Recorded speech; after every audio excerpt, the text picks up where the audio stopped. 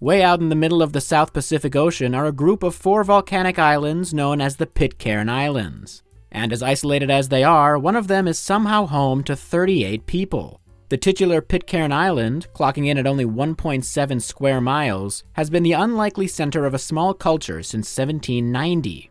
And strangely, it all began with a mutiny. In 1767, a few years before that mutiny, the island was named after a 15-year-old boy who discovered it.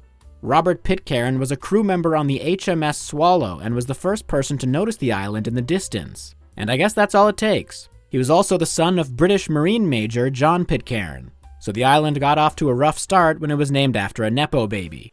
Although the naming of the island might be the highlight of their legacy, as Robert Pitcairn later disappeared at sea while his dad was killed in the American Revolutionary War.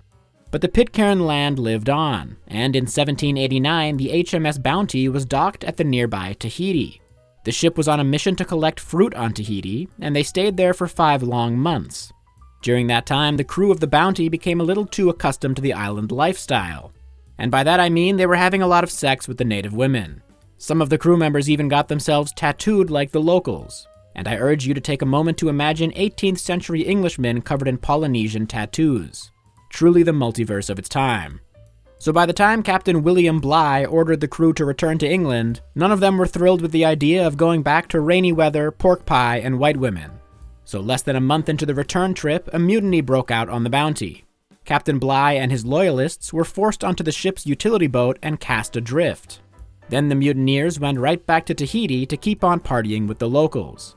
The story of this mutiny has since been made into 5 different movies, which is remarkable because as far as mutinies go, it's actually a very boring one. Not a single person died in the process, and the honorable thing the mutineers were fighting for was just more sex with the Polynesians. The most recent film saw Mel Gibson playing Fletcher Christian, the sailor who led the mutiny, although there's a good chance he just took the role because of the guy's last name. Anyway, the mutineers quickly became paranoid that they would be caught by the British if they remained on Tahiti. So Fletcher Christian and 8 of the mutineers got back on the Bounty and hit the seas. But not before they kidnapped 6 Tahitian men and 11 Tahitian women to use as their slaves. I guess you can take the Englishmen out of England, but you can't take England out of the Englishmen. In an effort to find a place where they would never be caught, the remaining mutineers landed on the shores of, you guessed it, Pitcairn Island.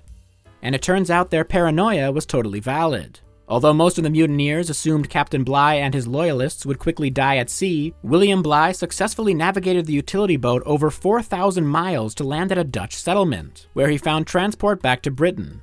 When the British government found out about the mutiny, they quickly sent a ship called the HMS Pandora to Tahiti to bring back the mutineers.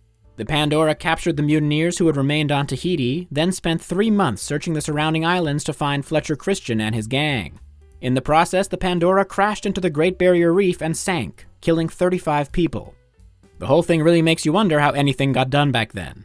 The survivors of the Pandora headed back to England, giving up on their search. So that long, bizarre story is how Pitcairn Island was founded. Once the remaining mutineers landed there, they set fire to the HMS Bounty. That's an old nautical tip for surviving on a desert island. Always destroy the ship you arrived on. After setting up some shelter, the mutineers went right back to banging the Tahitian women, which was their only goal from the beginning.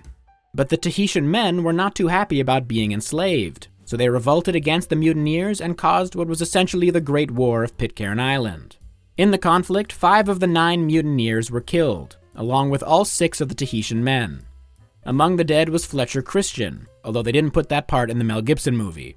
Because the mutineers had all impregnated the Tahitian women, their descendants lived on. In September of 1814, 25 years after the original mutiny, Pitcairn Island was rediscovered by 2 British ships.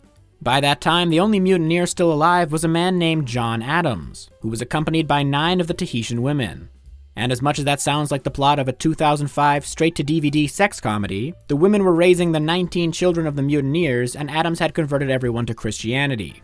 Surprisingly, the British decided to pardon John Adams for the mutiny, probably because they were shocked that he even survived this long. And since he was clearly the least horny member of the mutineers, the island's only town is named after him to this day. So the Pitcairn Islanders were able to live on in peace, now reconnected to the outside world. And when John Adams died in 1829, the children of the mutineers continued caring for the island. Among them was Fletcher Christian's son, who looked like this and was given the beautiful name Thursday October Christian. Can you guess what day of the week he was born? It's not Wednesday. In a weird full-circle turn of events, the Pitcairn Island became a British colony in 1838. Couldn't even make it 50 years out of Britain's grasp. I suppose the crown comes for us all eventually. Over the years, the population grew. By 1856, it was up to 193, which was apparently too much for this tiny island to handle. So the entire population packed up and moved to the nearby Norfolk Island. But I guess it's hard to say goodbye to Pitcairn because 44 of the residents returned within 6 years. So Pitcairn continued to flourish for many decades, with the help of visitors dropping off supplies. When the 20th century rolled around, those visits became a lot more frequent, as Pitcairn began welcoming visitors on ocean liners between New Zealand and the Panama Canal. As wonderful as that all is, if you go on the official website of the Pitcairn Islands, you'll notice that the page about their history ends in 1940, which may leave you wondering, what exactly was happening on Pitcairn Island for all those years after 1940? Lot of sexual assault. Lot of rape on the island. And most of it didn't come to light until the end of the century, by which point sexual assault had been so ingrained into the culture that half of the adult men on the island had to be tried in court. And you can see why they left that stuff off the website. The residents even had to construct a jail on the island, which the defendants themselves had to help build since the labor force was so limited. And I'm sure they were pushing for a modern, door-free floor plan. It's safe to say that the sexual assault trial didn't exactly help the population numbers of Pitcairn Island. It also didn't help that for many decades, the country was essentially the real-life version of the town from Footloose, as they banned dancing, smoking, drinking alcohol, and public displays of affection. They eventually got rid of those laws, probably when it became clear that the strict moral code wasn't exactly keeping the island wholesome.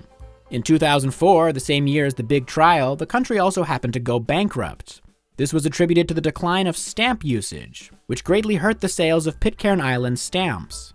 And you know a nation is thriving when the backbone of its economy is the stamp market. At one point, they even had a stamp featuring a picture of Captain William Bligh, which is a bit like Israel putting out a stamp with a picture of Hitler. Since the Pitcairn Islands went bankrupt, the British government has been providing 90% of the nation's annual budget. So maybe the mutineers got the last laugh by creating a minor financial burden for the British. In 2005, the GDP of the Pitcairn Islands was $134,000 US. So the entire country combined effectively makes less money in a year than your boss. All of that brings us to today, where the Pitcairn Islands are down to 38 permanent residents. There's actually up to 1,000 Pitcairn Islanders alive across the world, most of them the descendants of people who left the island. But a 2014 study revealed that most of the residents who leave the Pitcairn Islands have no interest in returning.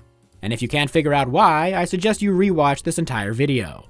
To make matters worse, 13 of the 38 islanders are above the age of 65, so it's not exactly a community of fresh young faces. In recent years, the island's government has tried to convince people to move there, and the residents not having to pay any taxes certainly has an appeal. There's even a pizzeria on the island, which is undeniably tempting. But all new residents are required to have over $18,000 in savings and have to build their own house at an average cost of $86,000. All of that before you account for the cost of getting there and the additional cost of labor if you don't want to build an entire house by yourself.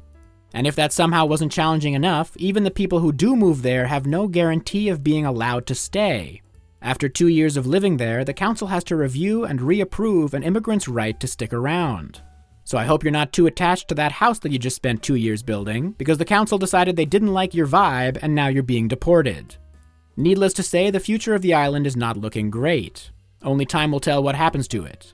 If the British government ever decides they don't want to support the country anymore, there might not be a home left for people like Emily Christian, the 9th generation descendant of Fletcher who still lives on the island. At least the family got better at naming people over the years. Now please consider subscribing or I'll take over your boat, banish you into the sea, and commemorate your life on a stamp.